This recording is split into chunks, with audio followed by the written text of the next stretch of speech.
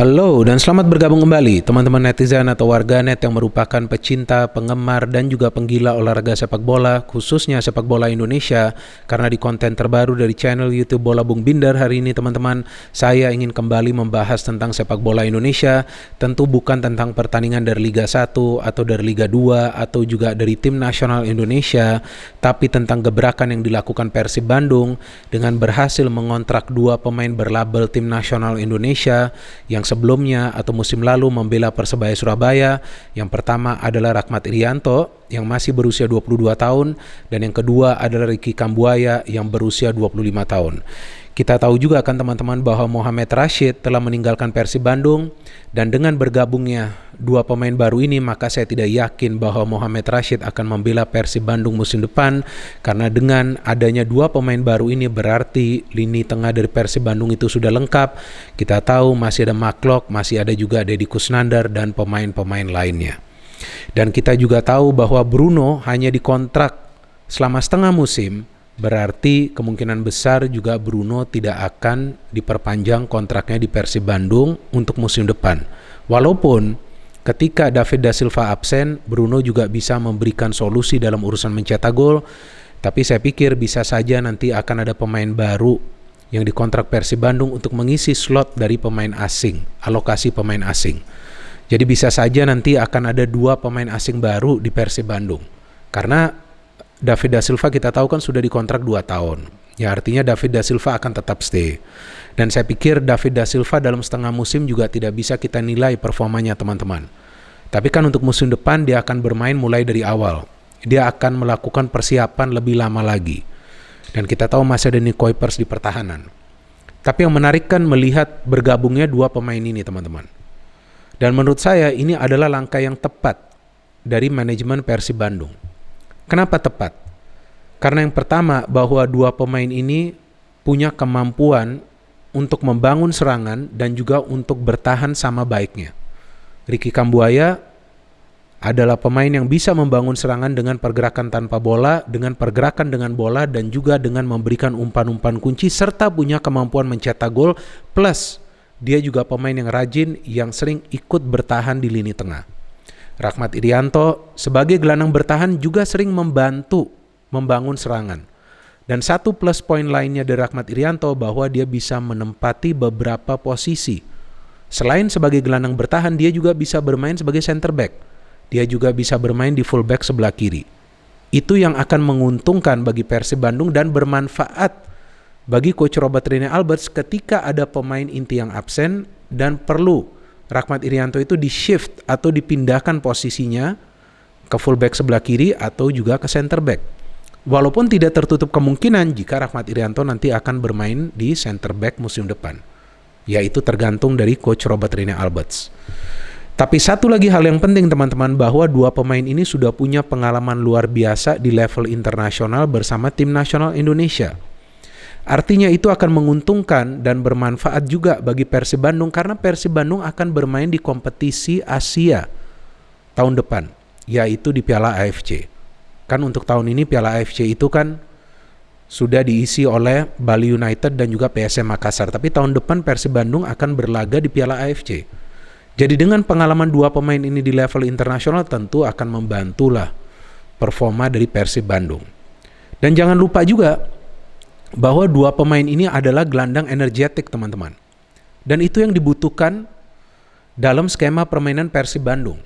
Karena salah satu kelemahan dari Persib Bandung musim lalu adalah sering menurunnya stamina dari para pemain memasuki babak kedua. Sehingga mengakibatkan fokus dan konsentrasi mereka juga menurun. Dan itu sering terjadi dalam beberapa pertandingan. Memang tidak selalu terjadi, tapi sering terjadi. Nah itu yang tampaknya coba dibenahi oleh Coach Robert Rene Alberts dengan mengontrak dua pemain bertenaga ini. Dan kita tahu bahwa dua pemain ini bekerja keras dalam setiap pertandingannya ketika musim lalu mereka membela Persebaya Surabaya dan juga membela tim nasional Indonesia. Dan dua pemain ini juga punya kemampuan mencetak gol teman-teman. Nah itu merupakan plus point bagi Persib Bandung. Karena kita tahu bahwa tim yang ingin menjadi juara tidak harus selalu mengandalkan goal getter, tapi mereka juga perlu punya pemain-pemain yang bisa mencetak gol dari sektor yang berbeda, apakah itu dari sektor sayap atau juga dari sektor lini tengah. Nah, itu yang bisa diberikan solusinya oleh Ricky Kambuaya, dan juga kita tahu ada Rahmat Irianto yang senantiasa juga membantu membangun serangan. Dan juga jangan lupa nih, dua pemain juga biasa bermain agresif ya teman-teman. Tentu tidak akan mudah bagi para pemain tim lawan untuk bisa mengambil kesempatan membangun counter attack, karena recovery mereka tuh biasa sangat cepat. Sama bagusnya ketika mereka bermain di Persebaya dan juga di tim nasional Indonesia. Nah, ini kan yang menarik, bahwa Persib Bandung mengontrak dua pemain di usia produktifnya. Artinya juga ada maksud dari manajemen Persib Bandung untuk melakukan regenerasi, untuk mengontrak pemain-pemain yang lebih muda. Nah, ini sangat penting ketika Persib Bandung ini mengandalkan skema permainan cepat. Membangun serangan secara cepat, kemudian cepat harus recover position.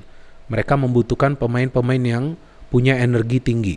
Kita tahu selain itu masih ada Febri Haryadi, energinya luar biasa, masih ada Beckham Putra, masih ada Maklok, jangan lupa masih ada Maklok.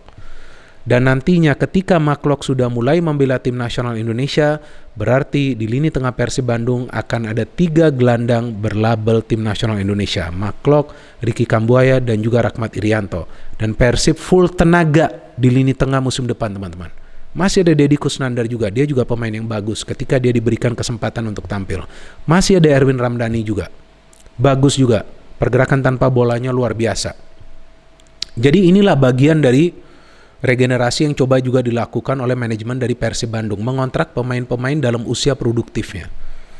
Nah, kita juga belum tahu nanti setelah Esteban Vizcara dan juga Supardi, yang beritanya yang saya baca akan meninggalkan atau telah meninggalkan Persib Bandung, pemain-pemain mana lain yang akan meninggalkan Persib Bandung. Nah, kita tahu Persib masih punya Kakang Rudianto yang sekarang menjalani pemusatan latihan kan bersama timnas U19. Dia juga pemain yang bagus, teman-teman, center back. Nah, Persib perlu memberikan peluang juga bagi pemain-pemain muda mereka untuk lebih sering bermain di Liga 1. Dia mencetak gol kalau nggak salah tuh lawan Persikabo, pas banget saya yang siaran. Karena begitu banyak pemain Persib yang absen, tidak bisa tampil di pertandingan tersebut. Tapi alangkah baiknya ya jangan juga menunggu pemain yang absen kemudian memberikan peluang kepada pemain-pemain muda. Berikanlah juga peluang kepada Kakang Rudianto. Ini pemain yang punya potensi menjadi pemain besar. Coach Sintayong saja percaya ke Kakang Rudianto kan. Beckham Putra, this is another very good player. Dengan adanya Beckham Putra terlihat kreativitas permainan dari Persib lebih bagus lagi. Karena tidak selalu menyerang dari sektor sayap. Nah, itu yang biasa membuat permainan dari Persib itu monoton. Ketika serangan berkali-kali dilakukan dari sektor sayap, tapi delivery bolanya itu tidak konsisten. Saya kan pernah menjelaskan ketika saya membuat konten tentang gabungnya David da Silva ke Persib Bandung, bahwa ini langkah yang tepat dari manajemen Persib Bandung mengontrak David da Silva. Dia sudah punya pengalaman bermain di Liga 1 sebelumnya, dia pemain yang bertenaga, dia pemain yang punya skill luar biasa, tapi jika suplai bolanya tidak konsisten, bagaimana caranya dia bisa mencetak gol? Kan kita sering melihat beberapa kali dia seperti bekerja sendirian untuk bisa membangun serangan juga agar menciptakan peluang bagi dirinya. Padahal dia perlu mendapatkan suplai bola. Pada saat suplai bolanya itu sudah bagus ya tentu dia bisa produktif. Jadi suplai bola nih ini juga menjadi salah satu kelemahan dari Persib musim lalu, kan teman-teman juga sudah paham. Sering saya membaca komentar dari teman-teman ketika saya membuat konten tentang Persib Bandung atau di akun Instagram saya. Jadi selain juga sering menurunnya stamina dari para pemain di babak kedua, kurangnya suplai bola, ya itu yang menjadi kesulitan bagi Persib Bandung. Dan yang ketiga adalah seringnya melakukan pelanggaran. Nah, ini juga tentu menyulitkan pelatih sendiri. Ketika nanti di pertandingan, dia tidak bisa menurunkan pemain-pemain pilarnya karena perlu absen akibat akumulasi kartu kuning. Ini juga perlu dijaga. Ya tentu kembali ke skema permainan. Agresif boleh, tapi asal jangan over. Nah, ketika over agresif, yang dilakukan itu bukan tactical foul, tapi serious foul. Jadi foul-foul, pelanggaran-pelanggaran yang keras. Nah, itu yang mengakibatkan para pemain sering mendapatkan kartu kuning. Itu yang perlu juga dibenahi. Ya, saya melihat ini semua, maka itu saya memberikan pendapat saya. Nah, sekarang dengan adanya dua pemain ini yang biasa melakukan tactical foul, ya bisa jadi itu nanti bisa dibenahi di musim depan ketika pemain-pemain ini yang biasa bermain agresif juga tidak akan banyak mendapatkan kartu kuning karena tidak akan banyak melakukan pelanggaran yang keras. Seperti yang saya tadi katakan, agresif itu perlu, tapi jangan over, jangan kasar. Nah, jika itu bisa dilakukan secara konsisten, ya Persib tentu punya kemampuan untuk bersaing lagi di papan atas dan tentunya mengejar gelar juara. Yang hampir saja kan musim lalu mereka dapat. Tapi ternyata karena 3 hasil draw yang menurut saya menggagalkan langkah dari Persib Bandung untuk menjadi juara. Yang pertama lawan Persela Lamongan, kedua lawan Persebaya Surabaya, dan ketiga lawan Persik Kediri. Dan Ricky Kambuaya mencetak gol justru kan lawan Persib Bandung, dan sekarang dia akan berseragam Persib Bandung. Menarik sekali. Dan hal menarik lainnya untuk ditunggu, siapa pemain asing lainnya yang akan dikontrak Persib Bandung?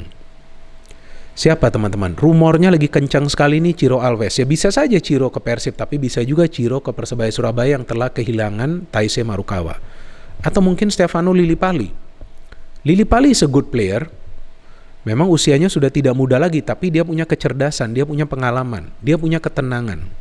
Dan dia juga mencetak gol loh. Lawan Persib Bandung kan? Musim lalu. Satu-satunya gol ketika di pertemuan kedua, Bali menangkan dengan skor 1-0. Dan saya baca sih update-nya tadi pagi, gak tahu itu benar atau rumor, bahwa Stefano Lillipali tidak akan membela Bali United musim depan. Nah ini juga pemain bagus. Ya kita tunggu. Siapa lagi nih pemain baru yang akan gabung ke Persib Bandung? Menarik, sangat menarik. Karena bursa transfer Liga 1 untuk musim depan nih ramai banget ya teman-teman ya. Sebelumnya PSIS Semarang telah mengontrak Taisei Marukawa dan Carlos Fortes. Persija juga saya baca telah mengontrak beberapa pemain baru. Nanti saya akan membuat konten juga tentang Persija Jakarta dan tentunya juga tentang Arema FC yang juga telah mengontrak beberapa pemain baru. Tapi untuk sementara ini kita bisa melihat bahwa gebrakan yang dilakukan oleh manajemen Persib Bandung adalah sesuai dengan kebutuhan tim, dan untuk membuat tim ini lebih bertenaga musim depan. Tentu saya sudah tidak sabar lagi untuk menunggu gerakan-gerakan cepat dari Ricky Kambuaya, liuk-liukannya, penetrasinya ke pertahanan tim lawan, dan juga agresifnya Rahmat Irianto, dan tentu adanya Mark Klok juga akan membuat permainan dari Persib Bandung dari lini tengah sangat amat dinamis. No hate, only football. Salam sepak bola.